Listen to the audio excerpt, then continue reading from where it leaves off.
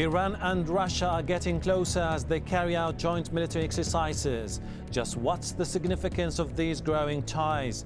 And while Tehran is under increasing pressure over its nuclear activities, how does the US view the Iranian and Russian alliance? This is Inside Story.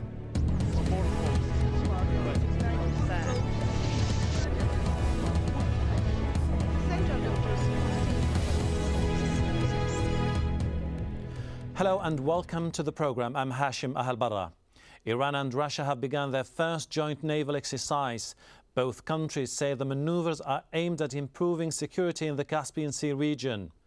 Ownership of some of the Caspian Sea is still under dispute after the fall of the Soviet Union. The operation was launched from Bandar Anzali, northern Iran. Iran is one of the countries that has yet to settle how much of the Caspian Sea is their territory. But the country maintains that this activity is part of international military obligations and does not have ulterior motives.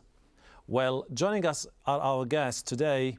In Moscow, Vyacheslav Matusov, former Russian diplomat and Middle East expert. In London, Mehrdad Khonsari, a former Iranian diplomat and senior research consultant in the Center for Arab and Iranian Studies. And in Washington, D.C., Richard White, a senior fellow and director of the Center for Political Military Analysis at Hudson Institute. Thank you very much indeed, gentlemen, for joining us. Let me start by asking Mr. Vyacheslav in Moscow, is this a routine exercise or a prelude to more military cooperation between the Russians and the Iranians? I can say that it became a routine military exercises, joint exercises, Iranian and Russian, because it is the third time maybe they are collaborating in military field. Reasons for that closer relations between Russia and Iran are obvious. On our southern frontiers, as I can see from Moscow, political developments in Middle Asia, Middle East and Near East region are aggravating. We don't know what will be a result of situation in Iraq, for example, after a final American withdrawal from that country. I don't exclude that this separatists on Iraqi soil will dominate on political scene. We don't know the development situation in Afghanistan, in Pakistan, and especially in Caucasus. In spite of the fact that Turkey, as a NATO member country, is a quite stabilized situation, we don't have stabilized situation in Georgia, for example. We got your point, Mr. So Richard. all our south borders are very dangerous, and this historical situation, Russia and Iran make some common joint efforts to stabilize, not to change the political situation in this region. Mr. Richard, do you think, as Mr. Vyacheslav has been just saying now, that the drills have been prompted by political considerations? I want to point out, though, that these are not really military exercises. It at first might have appeared that way. The Iranian news agency put out a release saying that these were going to be 30 vessels ships from both countries, and they'd have helicopters and so on. But it's now become apparent that of the 30 ships, only one of them comes from Russia. In addition, the Itar Tass Russian news agency quoted somebody from the Russian Navy saying, this is not the Navy. This is not the Ministry of Defense. It's one ship from the Emergency Affairs Ministry. So what you have is a genuine training exercise to deal with, say, an oil spill or an accident. It's not a military exercise, though some of the larger points we want to discuss are relevant. What is the state of the military and security cooperation between Iran and Russia? But this one event is not a military event. Mr. Mehrdad, just a few years ago, the Iranians rejected an offer from the Russians to join them in a military exercise in the Caspian Sea. Now they have decided to join. What has prompted this about-face? Well, I think the deteriorating situation of Iran's standing in the international community, and particularly in the West. The pressures that they feel is being organized and coordinated against them by the United States and its European allies, as well as many countries in the Arab world, and of course Israeli provocations, given Iran's position regarding its nuclear program. The only, you might say, major international player on the scene that has been friendly towards the Islamic government and cooperative with it over the years has been Russia. So these maneuvers, whether they are military in nature or symbolic more than anything else, try to reflect from an Iranian angle the fact that Iran is not isolated and can have friendly ties and arrangements with major powers that can counterbalance the kind of pressures that have been exerted against it. Before going further in detail to talk about these issues, let's look at the basic tenets of the Russian-Iranian ties. Russia and Iran have enjoyed close ties for a number of years. Russia has been helping to build Iran's controversial nuclear reactor in Bushehr and will supply it with fuel when it's operational. Iran is one of Russia's biggest military customers and has plans to update its air force with Russian MIG fighter jets. Economically, both Iran and Russia have suffered from a lack of trade with the West and have turned to one another. Trade between the two is worth over $3 billion per year. And the oil and gas-rich Caspian Sea shares a coastline with both countries, making an economic alliance all the more significant.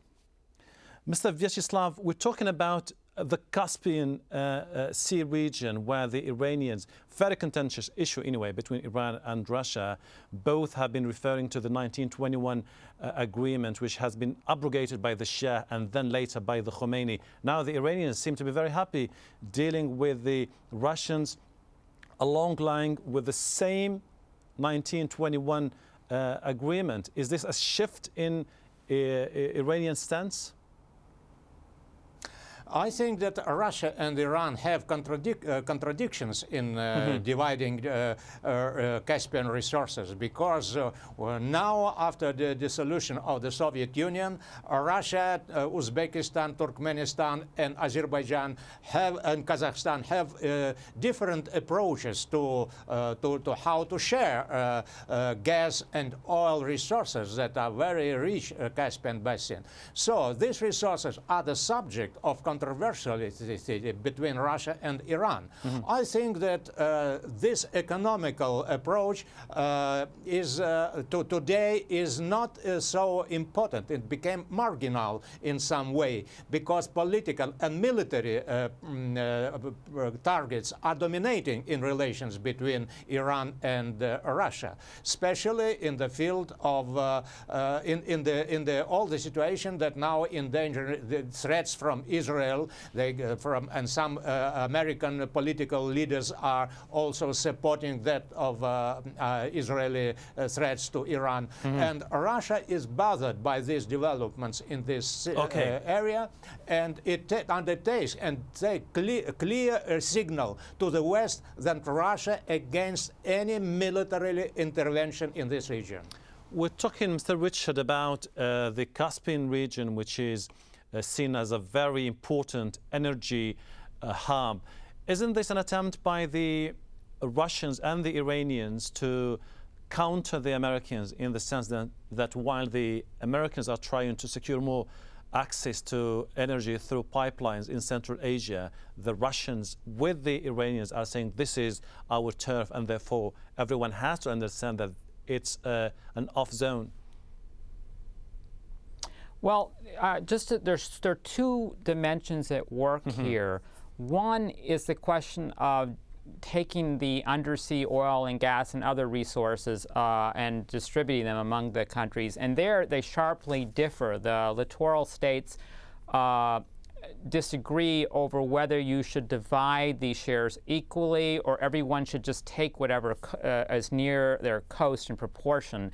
And the Iranians find themselves in a bit of a problem in that their sector has very little oil and gas, so they want to divide up equally the shares, and that's coming into conflict with Russia, Kazakhstan, and Azerbaijan, who like the sectoral approach because they'll get more.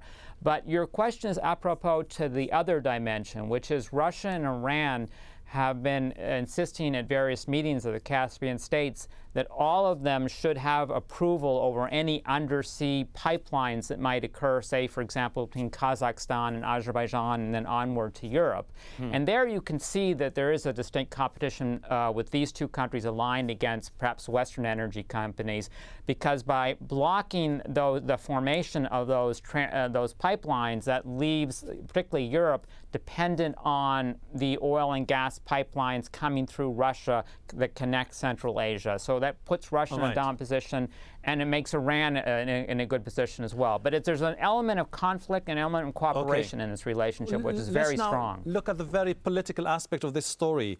Let me go now to Mr. Mehrdad Khonsari. Mr. Mehrdad, even among the political establishment in Iran, there is a feeling that the Russians are not very genuine about their pledges to help the Iranians. They've been saying that they will finish building the Bushehr power plant by 2005. It's still pending. They have failed so far to deliver the S-300 missiles to the Iranians. Are we now seeing genuine attempts by the Russians to sort of reverse the old position and try to be very forthcoming when it comes to dealing with the Iranians? Well, I think that remains to be seen, because Russia is obviously under a great deal of pressure itself because of its commitments to the Security Council and to the kinds of resolutions that it has already voted in favor of vis-à-vis Iran, which Iran has neglected to take into consideration and has generally discarded. But you're right, there is an uneasy feeling amongst the Iranian leadership about the relationship with Russia. On the one hand, they need Russia in order to counterbalance the United States. On the other hand, they are annoyed that the Bushehr plant has not yet been finished. Its operation is being continuously delayed. This has raised issues in Iran.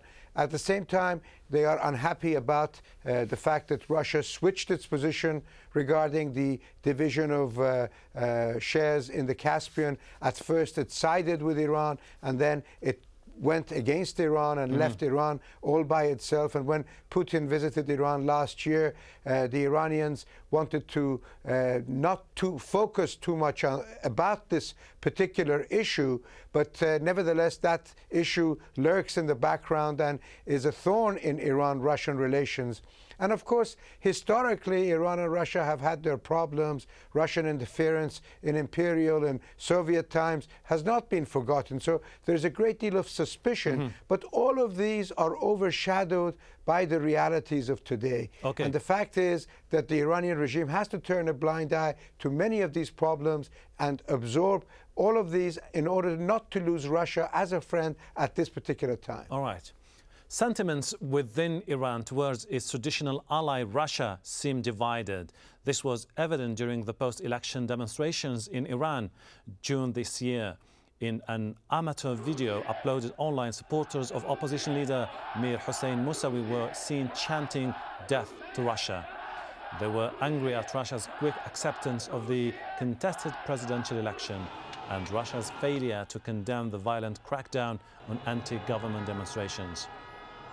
Russia even invited President Ahmadinejad to a regional summit, while Iran's streets were still filled with protesters. One of the crucial sticking points between the US and Iran and the US and Russia has been Iran's nuclear program.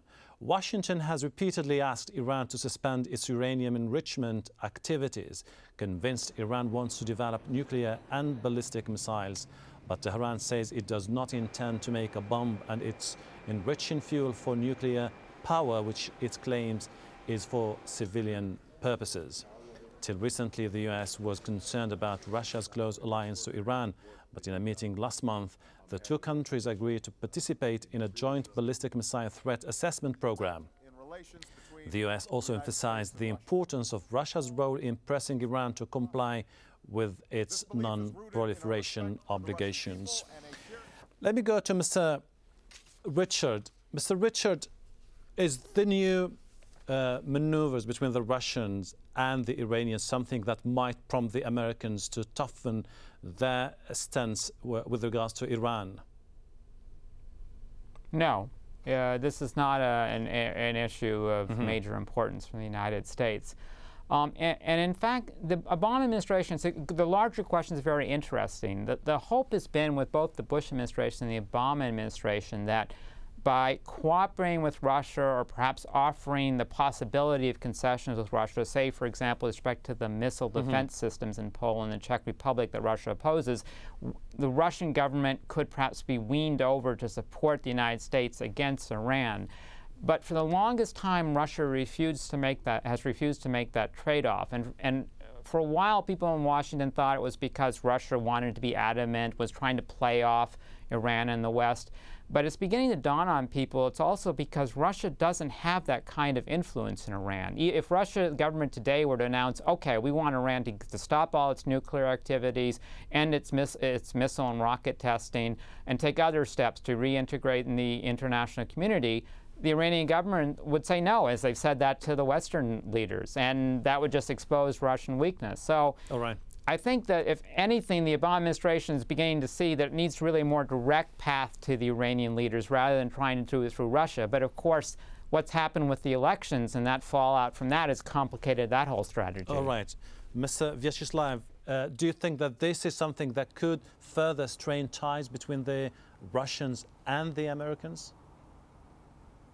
Yes, of course, because Iranian issue is very sensitive in the relations between Russia and the United States, between Russia and Israel too, because Israeli factor is dominating in this. I cannot say that only pure Russian-American relations are involved. Israeli interest is counted by both sides, by Russians and by Americans.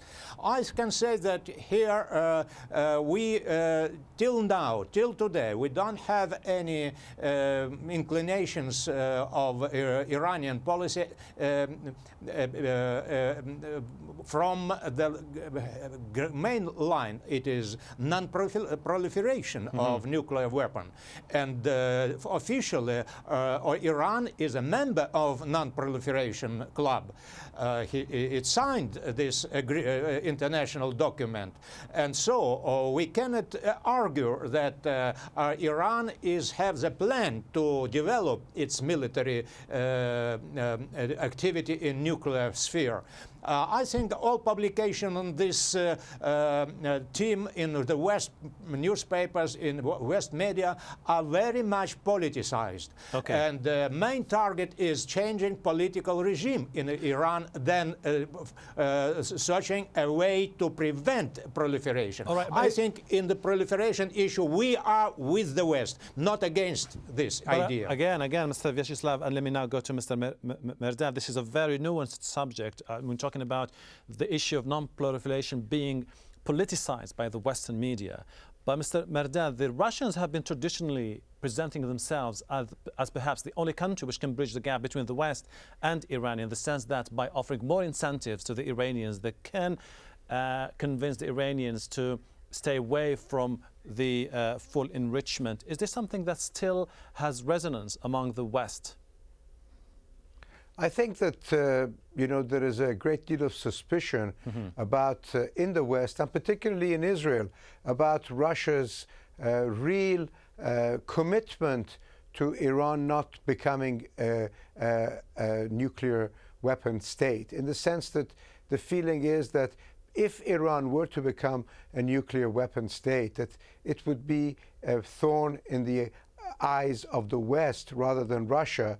And that is something that could be worked to Russia's strategic advantage and so on. There is that suspicion. I'm not saying that this is true, but this is being increasingly discussed. But and Those who are more optimistic feel that the Russians want a greater price for their cooperation from the West, and they are playing around or toying with the West until such time that they exact a better concession from the West before releasing Iran. But the fact is that you refer to the recent anti-Russian slogans being used in Tehran.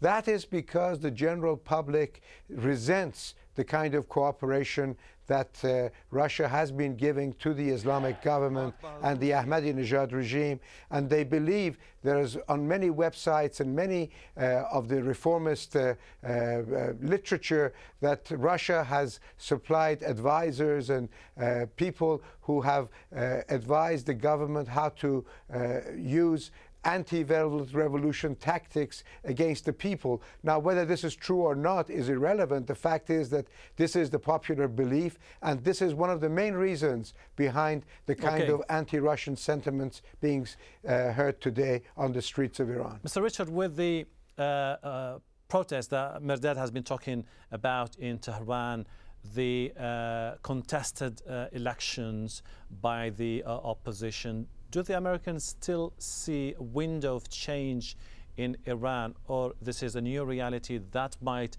prompt the Americans towards a more aggressive policy vis-à-vis Iran? Well, people here are divided. There's an expectation that there won't be a overthrow of the regime anytime soon. If anything, people are worried we're going to see a regression, a more harsher tactics domestically. How that will play out in Iranian foreign policy is a bit unclear. You could argue either way that would make the Iranians more moderate or make the Iranians more hardline with respect to the United States. So people are not certain, but the administration in principle still would like to reach an agreement with Iran, at least with respect to some kind of agreed constraints on the Iranian nuclear developments, which in turn are seen as essential for curbing proliferation tendencies throughout the Middle East. Okay. Mr. Vyacheslav, it's been reported recently in the media that the Americans with the new administration have been offering to the Russians the following deal: if you stop dealing with the Iranians, we might review our interceptor missile system in Europe. Is this something that could easily influence decision in Russia? I exclude absolutely any trade between Russia and the United States on the so important issue as a Russian Iranian and relations from one side, and NATO proliferation, NATO expansion to the east from the other side. Okay. I think that there are two separate issues that cannot be looked after that commonly.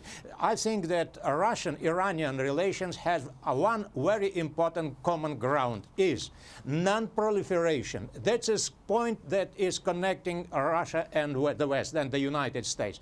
But when this point is used by the United States for changing Russian approach to Iran in political motivation, I don't think that Russia will respond positively on this American and West efforts. I think it will be unacceptable for Russia.